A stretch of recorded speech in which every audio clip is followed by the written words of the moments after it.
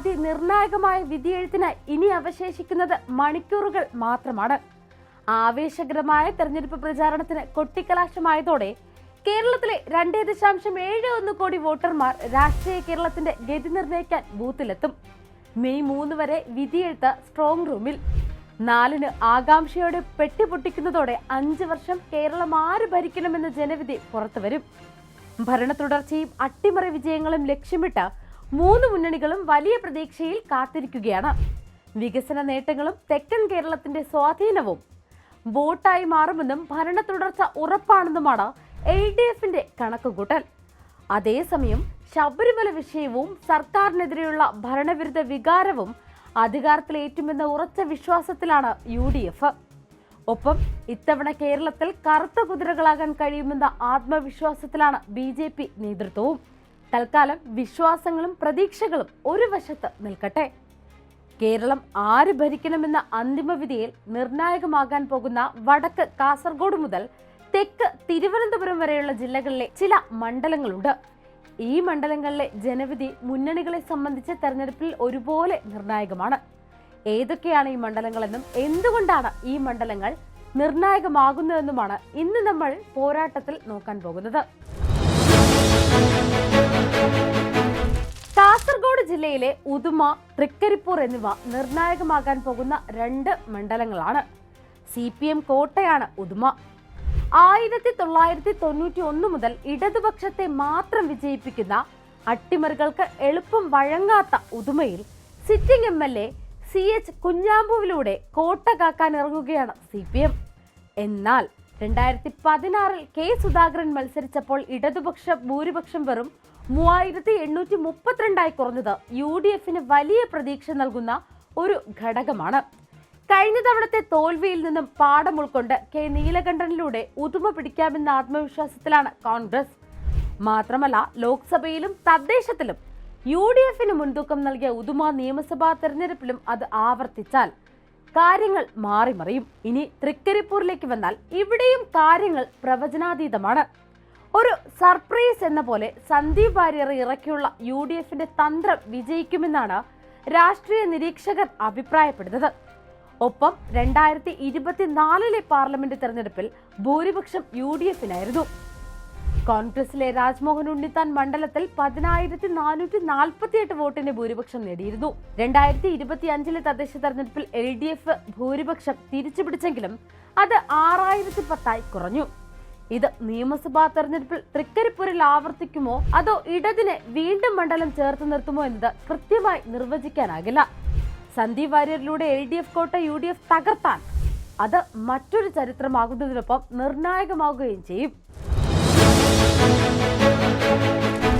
ഇനി കണ്ണൂർ ജില്ലയിലേക്ക് വന്നാൽ 3 നിർണായക നിയമസഭാ മണ്ഡലങ്ങളാണ് കണ്ണൂർ ജില്ലയിലുള്ളത്. പയ്യന്നൂർ, കൂത്തുപറമ്പ്, തളിപ്പറമ്പ് എന്നിവയാണവ. LDF സിറ്റിംഗ് സീറ്റുകളായ ഈ മണ്ഡലങ്ങളിൽ ഇത്തവണ കാര്യങ്ങൾ പ്രവചനാതീതമാണെന്ന് തന്നെ പറയാം. CPM വിട്ട് UDF സ്ഥാനാർത്ഥിയായി V കുഞ്ഞികൃഷ്ണന്റെ മത്സരത്തിലൂടെയാണ് പയ്യന്നൂരിലെ കണക്കുകൾ തെറ്റുന്നത്. കഴിഞ്ഞ തവണ 1,00,000-ഓളം ഭൂരിപക്ഷത്തിന് വിജയിച്ച CPMലെ TI മധുസൂദനനാണ് എതിർ സ്ഥാനാർത്ഥി. രക്തസാക്ഷി ഫണ്ട് തട്ടിപ്പുകാരെന്ന് ആക്ഷേപിച്ചാണ് കുഞ്ഞികൃഷ്ണൻ തന്റെ പ്രചാരണം ഇലക്ഷനിലുടനീളം നടത്തിയത്. UDF BJP വോട്ടുകൾക്കൊപ്പം CPMന്റെ വോട്ട് മറിക്കാൻ കഴിഞ്ഞാൽ പയ്യന്നൂരിലും ഇത്തവണ അത്ഭുതമുണ്ടാകും. അതേസമയം CPM വിട്ട TK ഗോവിന്ദന്റെ സ്ഥാനാർത്ഥിത്വത്തിലൂടെയാണ് തളിപ്പറമ്പ് സംസ്ഥാന ശ്രദ്ധ പിടിച്ചു പറ്റുന്നത്. CPM സംസ്ഥാന സെക്രട്ടറി MV ഗോവിന്ദന്റെ ഭാര്യ PK ശ്യാമളക്കെതിരായ വികാരം വോട്ടാവുകയും പാർട്ടി വോട്ടുകൾ മറിയുകയും ചെയ്താൽ തളിപ്പറമ്പിലും അത്ഭുതം സംഭവിക്കുമെന്നത് ഉറപ്പാണ്. ഇനി കൂത്തുപറമ്പിൽ മുസ്ലിം ലീഗിലെ ജയന്തി രാജനും RJDയിലെ PK പ്രവീണും കടുത്ത പോരാട്ടമാണ് കാഴ്ചവെച്ചത്. ഇവിടെയും അന്തിമവിധി ആർക്കൊപ്പം എന്നത് നിർണായകമാകും. ഇനി നമുക്ക് നേരെ വയനാട് ജില്ലയിലേക്കൊന്ന് പോയിട്ട് വരാം. ജില്ലയിലെ മാനന്തവാടി നിയമസഭാ മണ്ഡലത്തിൽ ഇത്തവണ കനത്ത പോരാട്ടമാകും നടക്കുക. ഹാട്രിക്കിനായി ഇറങ്ങിയ മന്ത്രി OR കേളുവിനെ മലർത്തിയടിച്ച് ഉഷാ വിജയനിലൂടെ മാനന്തവാടി തിരിച്ചുപിടിക്കാമെന്ന കണക്കുകൂട്ടലിലാണ് UDF. എന്നാൽ സിറ്റിംഗ് MLA ആയ OR കേളുവിന്റെ മണ്ഡലത്തിലെ ജനസ്വീകാര്യതയിൽ ഉറച്ച വിശ്വാസമാണ് LDFന്. അപ്പോഴും കനത്ത പോരാട്ടം കാണുമ്പോൾ മാനന്തവാടി മാറി ചിന്തിച്ചേക്കാമെന്ന സൂചനകളും പുറത്തു വരുന്നുണ്ട്. അതായത് വലത്തോട്ട് ചരിഞ്ഞേക്കാം. തദ്ദേശ വോട്ട് വിഹിതം അതിന് ബലം നൽകുന്നതാണ്. CK ജാനുവിന്റെ ജനാധിപത്യ രാഷ്ട്രീയ പാർട്ടിയുടെയും ആദിവാസി കൂട്ടായ്മകളുടെയും പിന്തുണ UDFനൊപ്പമുണ്ട്. അതുകൊണ്ട് ഇവിടെയും കാര്യങ്ങൾ അത്ര പ്രവചിക്കാൻ കഴിയുന്ന രീതിയിലുള്ളതല്ല. നിയമസഭാ തെരഞ്ഞെടുപ്പുകളിൽ ഇടതാധിപത്യം പുലർത്തുന്ന കോഴിക്കോട്ട് ഇത്തവണ അത്ഭുതങ്ങൾക്ക് സാധ്യത തുറന്നിട്ടിരിക്കുകയാണ്. ഉറച്ച ഇടത് കോട്ടകളിൽ അട്ടിമറി പ്രതീക്ഷിക്കേണ്ടതുണ്ട്. പ്രത്യേകിച്ച് കോഴിക്കോട് നോർത്ത്, പേരാമ്പ്ര, നാദാപുരം, എലത്തൂർ, കുന്നമംഗലം എന്നീ മണ്ഡലങ്ങളിലെ ജനവിധി. ഇതിൽ നാദാപുരം UDF ഉറപ്പിച്ച സീറ്റാണ്. എലത്തൂർ, കോഴിക്കോട് നോർത്ത്, കുന്നമംഗലം എന്നിവ LDFന് പ്രതീക്ഷയുള്ള മണ്ഡലങ്ങളും. LDF കൺവീനർ TP രാമകൃഷ്ണൻ മത്സരിക്കുന്ന പേരാമ്പ്രയിൽ അട്ടിമറി എന്ന പ്രചാരണം LDF തീർത്തും തള്ളുന്നില്ല. കോഴിക്കോട് സൗത്ത്, നോർത്ത് മണ്ഡലങ്ങളിൽ BJP പിടിക്കുന്ന വോട്ട് ഇരു കൂട്ടർക്കും നിർണായകമാകും. ജില്ലയിൽ കോൺഗ്രസിന് 25 വർഷമായി MLA ഇല്ല എന്നത് മറ്റൊരു കാര്യമാണ്. എന്നാൽ ഈ ചരിത്രം ഇത്തവണ ആവർത്തിക്കില്ല എന്നാണ് കോൺഗ്രസ് പറയുന്നത്. തദ്ദേശത്തിൽ UDF ജില്ലയിൽ അട്ടിമറി നേട്ടമുണ്ടാക്കിയിരുന്നു. അതിന്റെ ഊർജം പ്രചാരണത്തിൽ പ്രകടവുമായിരുന്നു. അതുകൊണ്ട് ഇവിടെയും മാറ്റങ്ങൾ ഉണ്ടായേക്കാവുന്ന സാധ്യതകൾ ഏറെയാണ്.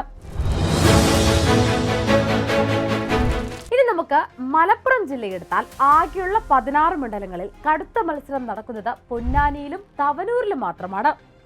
ബാക്കി 14ലും UDFന് വ്യക്തമായ മേൽക്കൈയുണ്ട്. 2 പതിറ്റാണ്ടായി CPM കോട്ടയാണ് ഈ പറഞ്ഞു വരുന്ന പൊന്നാനി. വഖഫ് ബോർഡ് മുൻ ചെയർമാൻ MK സക്കീറിലൂടെ മണ്ഡലം നിലനിർത്താൻ LDF ശ്രമിക്കുമ്പോൾ KPCC general secretary KP Noushad അലിയിലൂടെ അട്ടിമറി പ്രതീക്ഷിക്കുകയാണ് UDF.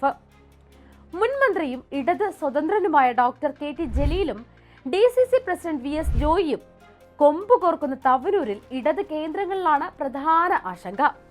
2021 ജലീലിന്റെ ഭൂരിപക്ഷം 2564 വോട്ട് മാത്രമാണ് എന്നതാണ് ഇടതിന്റെ നെഞ്ചിടിപ്പ് കൂട്ടുന്നത്.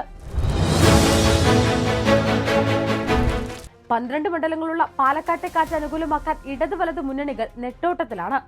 ഒറ്റപ്പാലം, പാലക്കാട്, പട്ടാമ്പി, തൃത്താല മണ്ഡലങ്ങളിൽ കാര്യങ്ങൾ മുൻവിധിക്കും അപ്പുറമാണ്. പ്രചാരണത്തിനിടെ UDF സ്ഥാനാർത്ഥി രമേശ് പിഷാരടിയെ BJP കൗൺസിലർ തടഞ്ഞതും ലൈംഗിക പീഡന പരാതിയും BJP CPM ഡീൽ ആരോപണവും പാലക്കാട് മണ്ഡലത്തിലെ പ്രചാരണം ചൂടേറിയതാക്കിയിട്ടുണ്ട്. CPMലെ വിമത കൂട്ടായ്മയ്ക്ക് നേതൃത്വം നൽകുന്ന PK ശശിയുടെ സാന്നിധ്യം ഒറ്റപ്പാലത്തിന് പുറമെ കോങ്ങാട്, മണ്ണാർക്കാട്, ഷൊർണൂർ, ചിറ്റൂർ എന്നിവിടങ്ങളിൽ UDFന് പ്രതീക്ഷയാകുന്നുണ്ടെങ്കിലും ശശിക്കെതിരായ സാമ്പത്തിക ആരോപണങ്ങളാണ് CPM ആയുധമാക്കുന്നത്. പട്ടാമ്പിയിൽ മുഹമ്മദ് മുഹസിനെ തളയ്ക്കാൻ നഗരസഭാ ചെയർമാൻ TP ഷാജിക്ക് കഴിയുമെന്ന് UDF കരുതുമ്പോൾ വികസന മുന്നേറ്റം മുതൽക്കൂട്ടാവുമെന്നാണ് LDFന്റെ വിശ്വാസം. ഈ 3 മണ്ഡലങ്ങളിലും ജനവിധി മുൻകൂട്ടി നിർണ്ണയിക്കാൻ കഴിയാത്ത സാഹചര്യമാണ്. ഇനി തൃത്താലയിലേക്ക് വന്നാൽ വീണ്ടും ഒരു അംഗത്തിനിറങ്ങുമ്പോൾ വികസനം തന്നെയാണ് പ്രധാന നേട്ടമായിട്ട് ഇടത് സ്ഥാനാർത്ഥി MB രാജേഷ് ഉയർത്തിക്കാട്ടുന്നത്. ഇടതു മുന്നണിയുടെ വികസന അവകാശവാദങ്ങൾക്കിടയിലും UDF കണ്ണുവെക്കുന്ന ഒരു മണ്ഡലമാണ് തൃത്താല.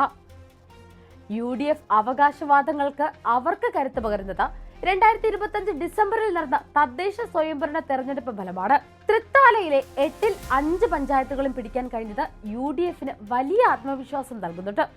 ഇടതു മുന്നണികളും അവകാശവാദങ്ങളുമായി രംഗത്തുണ്ടെങ്കിലും തൃത്താലയിൽ അടിത്തട്ട് സാഹചര്യം തീർത്തും വ്യത്യസ്തമാണ്.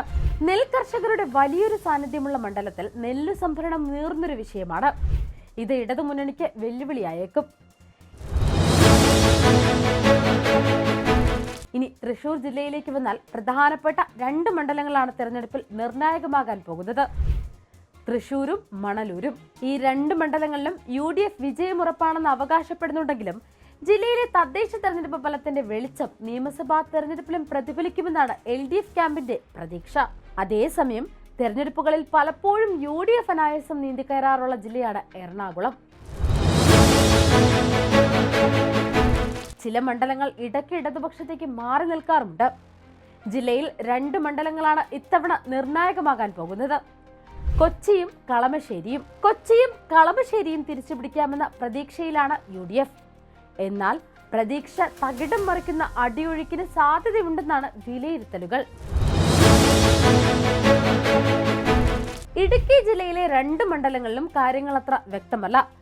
ദേവികുളം, പീരുമേട് മണ്ഡലങ്ങൾ ഇതുവരെ മനസ്സ് തുറന്നിട്ടില്ല എന്നുള്ളതാണ് വസ്തുത.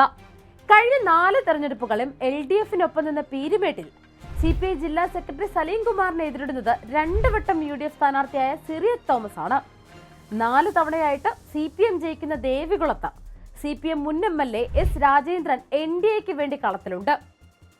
നിലവിലെ MLA A രാജ LDFിന് വേണ്ടി കളം നിറയുമ്പോൾ മണ്ഡലത്തിൽ സുപരിചിതനായ F രാജയാണ് UDFിന്റെ സ്ഥാനാർത്ഥി. CPM വോട്ടുകൾ രാജേന്ദ്രൻ പിടിച്ചാൽ A രാജയുടെ വിജയത്തെ ബാധിക്കുമെന്നത് ഉറപ്പാണ്. ചുരുക്കി പറഞ്ഞാൽ ഈ 2 മണ്ഡലങ്ങളുടെയും ജനവിധിയും മുൻകൂട്ടി നിർവചിക്കാൻ കഴിയാത്ത സ്ഥിതിയാണ്. ഇനി നമുക്ക് നേരെ കോട്ടയം ജില്ലയിലേക്ക് വരാം. കോട്ടയം ജില്ലയിലെ ഏറ്റുമാനൂർ, പാല, വൈക്കം മണ്ഡലങ്ങളിലേക്കാണ് രാഷ്ട്രീയ കേരളം യഥാർത്ഥത്തിൽ ഉറ്റുനോക്കുന്നത്. തുടക്കത്തിൽ വൻ മുൻതൂക്കമുണ്ടായിരുന്ന മന്ത്രി VN വാസവൻ ഏറ്റുമാനൂരിൽ DCC പ്രസിഡന്റ് നാട്ടകം സുരേഷിന് മുന്നിൽ വിയർക്കുന്ന കാഴ്ചയാണ്. ജോസ് കെ മാണിയും മാണി സി കാപ്പനും ഒരേപോലെ ജയപ്രതീക്ഷ പുലർത്തുന്ന പാലായി നഗരസഭാ മേഖലയിൽ ജോസിനും ഗ്രാമങ്ങളിൽ കാപ്പനും പ്രതീക്ഷയുണ്ട്. വൈക്കം മണ്ഡലത്തിന്റെ കാര്യത്തിലും ഇതുവരെ കാര്യമായ വ്യക്തതയൊന്നും വന്നിട്ടില്ല എന്നുള്ളതാണ് കാര്യം. ചുവപ്പൻ പ്രതാപത്തിൽ നിന്ന് G സുധാകരൻ ചുവട് മാറ്റിയതോടെ കലങ്ങി മറിഞ്ഞ ആലപ്പുഴയുടെ രാഷ്ട്രീയ മനസ്സ് ഇക്കുറി മാറുമോ എന്നാണ് കേരള ജനത ഉറ്റുനോക്കുന്നത്. അമ്പലപ്പുഴയിലും കുട്ടനാടും കായംകുളത്തും കടുത്ത മത്സരമാണ്. ഒരു കാലത്ത് പാർട്ടിയെ നിയന്ത്രിച്ചിരുന്ന തലപ്പൊക്കമുള്ള നേതാവ് മുന്നോട്ട് വെച്ച സ്വതന്ത്ര വിപ്ലവം ക്ലച്ച് പിടിക്കുമോ? അതല്ല, പാർട്ടിയുടെ സംഘടനാ സംവിധാനം പൂർണ്ണമായും ഉപയോഗപ്പെടുത്തിയ പോരാട്ടത്തിൽ ചെങ്കൊടി വീണ്ടും പാറുമോ? അമ്പലപ്പുഴയിൽ നിലനിൽപ്പിനായുള്ള ഈ കടുത്ത മത്സരം പ്രവചനാതീതമാണെന്ന് പറയാതെ വയ്യ. മുകൾ തട്ടിൽ പ്രചാരണ ചൂട് ഏറെയാണെങ്കിലും അടിത്തട്ടിലെ ശാന്തത മുന്നണികളെ വലയ്ക്കുന്ന കാര്യമാണ്. ചില മണ്ഡലങ്ങളിൽ അട്ടിമറി സാധ്യതയും കാണുന്നുണ്ട്. അമ്പലപ്പുഴ, കുട്ടനാട് മണ്ഡലങ്ങളിൽ UDFിന് ഇക്കുറി വിജയപ്രതീക്ഷയാണ്. സുധാകരൻ എഫക്റ്റും ഭരണവിരുദ്ധതയും ലോക്സഭാ തെരഞ്ഞെടുപ്പിലെ മുന്നേറ്റവും UDFിന് അനുകൂലമാണ്. എന്നാൽ നിയമസഭാ തെരഞ്ഞെടുപ്പിലും തദ്ദേശ വോട്ട് കണക്കിലും മുന്നിലെത്തിയ ഇടത് ആധിപത്യത്തെ അത്ര പെട്ടെന്ന് മറികടക്കാനാവില്ലെന്നതാണ് സത്യം. 5 മണ്ഡലങ്ങളുള്ള പത്തനംതിട്ട ജില്ല പൊതുവെ UDFിന്റെ ശക്തി കേന്ദ്രമാണ്. ജില്ലയിലെ ഒരു ഭാഗം കോൺഗ്രസും മറ്റൊരു ഭാഗം കേരള കോൺഗ്രസ് ആധിപത്യവുമുള്ള പ്രദേശം. ക്രിസ്ത്യൻ വോട്ടുകൾ നിർണായകമായതിനാൽ അരിവാൾ ചുറ്റുക അത്ര പിടിക്കാത്ത നാടെന്ന ഖ്യാതിയുമുണ്ട്. റാന്നിയിലും ആറന്മുളയിലും മത്സരം പ്രവചനാതീതമാണ്. ആറന്മുളയിൽ കുമ്മനം രാജശേഖരൻ പിടിക്കുന്ന വോട്ടുകൾ ഫലത്തെ സ്വാധീനിക്കുമെന്നത് മറ്റൊരു പ്രധാനപ്പെട്ട വസ്തുത തന്നെയാണ്. ശബരിമല സ്വർണ്ണക്കൊള്ള വീണയ്ക്ക് തിരിച്ചടിയാകുമെന്നതും ഏതാണ്ട് ഉറപ്പാണ്. ഊണുമുറക്കവുമില്ലാതെ ഓടി നടക്കുന്ന അബിൻ വർക്കിക്ക് വോട്ട് നേടാനാവുമെന്നാണ് കോൺഗ്രസിന്റെ പ്രതീക്ഷ. ശബരിമല ഉൾക്കൊള്ളുന്ന റാന്നിയിൽ സ്വർണ്ണക്കൊള്ള വിഷയം സജീവമാണ്. കൊല്ലം ജില്ലയിലെ പ്രവചനാതീതമായ മണ്ഡലങ്ങളാണ് കൊല്ലവും പത്തനാപുരവും കുന്നത്തൂരും. കൊല്ലത്തും കുന്നത്തൂരിലും UDFിന് ആധിപത്യമുണ്ടെങ്കിലും UDFിനെ തളയ്ക്കാനാവുമെന്ന പ്രതീക്ഷ ഇടതുപക്ഷം ഇതുവരെ കൈവിട്ടിട്ടില്ല. പത്തനാപുരത്ത് 6ാം അംഗത്തിനിറങ്ങിയ മന്ത്രി ഗണേഷ് കുമാർ ജ്യോതികുമാർ ചാമക്കാലയിൽ നിന്ന് വലിയ വെല്ലുവിളിയാണ് നേരിടുന്നത്. സോളാർ പ്രശ്നത്തിൽ ഉമ്മൻചാണ്ടിയെ കുടുക്കിയെന്ന ആരോപണത്തിൽ ഓർത്തഡോക്സ് സഭ ഇടഞ്ഞു നിൽക്കുന്നതും പ്രാദേശിക പ്രശ്നത്തിൽ NSS അകന്നു നിൽക്കുന്നതുമാണ് ഭാര്യ ഉയർത്തിയ അപവാദത്തെക്കാൾ ഗണേഷിന് ഭീഷണിയാകുന്നത്. മുൻനിര ഇടത് നേതാക്കൾ ആരും പ്രചാരണത്തിന് മണ്ഡലത്തിൽ എത്തിയിട്ടുമില്ല. ഈ സാഹചര്യത്തിൽ മണ്ഡലങ്ങൾ ആർക്കൊപ്പം നിൽക്കുമെന്നത് ഫലപ്രഖ്യാപനത്തിൽ മാത്രമേ അറിയാനാകൂ. അതേസമയം അധികാര കസേരയ്ക്ക് ബലം നൽകാൻ കഴിഞ്ഞ വട്ടം 14ൽ 13 മണ്ഡലങ്ങളും കണ്ണുമടച്ച ഇടതുമുന്നണിക്ക് നൽകിയ തലസ്ഥാനത്തിന് ഇക്കുറി സമ്മിശ്ര മനസ്സാണ്. ജില്ലയിലെ ഇടത് ആധിപത്യത്തിൽ വിള്ളലുകൾ ഉണ്ടാക്കാനും 8ലേറെ സീറ്റുകളിൽ ഒപ്പത്തിനൊപ്പമോ അതിനപ്പുറമോ എത്താനും UDFിന് കഴിഞ്ഞിട്ടുണ്ട്. തിരുവനന്തപുരം, വട്ടിയൂർക്കാവ്, അരുവിക്കര, കഴക്കൂട്ടം, നേമം, കാട്ടാക്കട എന്നിവിടങ്ങളിൽ കടുത്ത മത്സരമാണ് ഇക്കുറിയുള്ളത്. സർക്കാർ വിരുദ്ധ തരംഗത്തിന്റെ പശ്ചാത്തലത്തിൽ ഈ മണ്ഡലങ്ങളിൽ വിജയമുറപ്പിച്ച മട്ടിലാണ് UDF നേതൃത്വം. ഒപ്പം സിറ്റിംഗ് സീറ്റുകൾ നിലനിർത്താൻ കഴിയുമെന്ന് LDFും പ്രതീക്ഷിക്കുന്നുണ്ട്. നേമത്തെ വിജയമുറപ്പിച്ച മട്ടിലാണ് NDA. ഈ മണ്ഡലങ്ങൾ ആർക്കൊപ്പം നിൽക്കുമെന്നത് തെരഞ്ഞെടുപ്പിനെ സംബന്ധിച്ച് ഏറെ നിർണായകമാണ്. മേൽപ്പറഞ്ഞ എല്ലാ മണ്ഡലങ്ങളും, അതായത് കാസർഗോഡ് മുതൽ തിരുവനന്തപുരം വരെയുള്ള പ്രധാനപ്പെട്ട ചില മണ്ഡലങ്ങൾ, ഞാനിപ്പോൾ പറഞ്ഞ ചില പ്രധാനപ്പെട്ട മണ്ഡലങ്ങൾ മുന്നണികളെ സംബന്ധിച്ച് നെഞ്ചെടുപ്പേറ്റുന്ന ഘടകമാണ്. ഈ മണ്ഡലങ്ങളിലെ ജനവിധിയാകും ഈ തെരഞ്ഞെടുപ്പിൽ ആര് കേരളം ഭരിക്കണമെന്നതിൽ നിർണായകമാകുക. പ്രഖ്യാപനമെന്ന് ചുരുങ്ങിയ ദിവസങ്ങൾ കൊണ്ട് തെരഞ്ഞെടുപ്പിലേക്ക് എത്തിയതിനാൽ പാർട്ടികൾക്കും സ്ഥാനാർത്ഥികൾക്കും മുൻകാലങ്ങളിൽ ലഭിച്ചത്ര സമയം ഇത്തവണ പ്രചാരണത്തിന് കിട്ടിയിട്ടില്ല എന്നുള്ളത് മറ്റൊരു സത്യമാണ്. മുമ്പെങ്ങുമില്ലാത്ത രീതിയിലുള്ള ആരോപണ പ്രത്യാരോപണങ്ങളും പ്രചാരണ ഗോതയിൽ ഇത്തവണ നിറഞ്ഞിരുന്നു. CPM BJP ഡീൽ ആരോപണം, SDPI ബന്ധം, ശബരിമല സ്വർണ്ണക്കൊള്ള, പയ്യന്നൂർ രക്തസാക്ഷി ഫണ്ട് തട്ടിപ്പ് തുടങ്ങിയവ UDF ആയുധമാക്കിയിരുന്നു. എന്നാൽ വികസനവും ക്ഷേമവും പറഞ്ഞാണ് LDF തുടങ്ങിയത്. പക്ഷേ ഇതെല്ലാം എത്രത്തോളം ജനങ്ങളിൽ എത്തി എന്നതിന് ഉത്തരം മെയ് 4-നാകും ലഭിക്കുക. ഇനി അറിയാനുള്ളത് തുടർഭരണമോ ഭരണമാറ്റമോ എന്നതാണ്. അതിനായി മെയ് 4 വരെ കാത്തിരിക്കേണ്ടതുണ്ട്. കൂടുതൽ വാർത്തകൾക്കും വിശേഷങ്ങൾക്കും ഞങ്ങളുടെ channel like, share and subscribe ചെയ്യുക. കൂടാതെ സബ്സ്ക്രൈബ് ബട്ടണിന്റെ ബെല്ലൈക്കൻ എനേബിൾ ചെയ്യാൻ മറക്കരുതേ.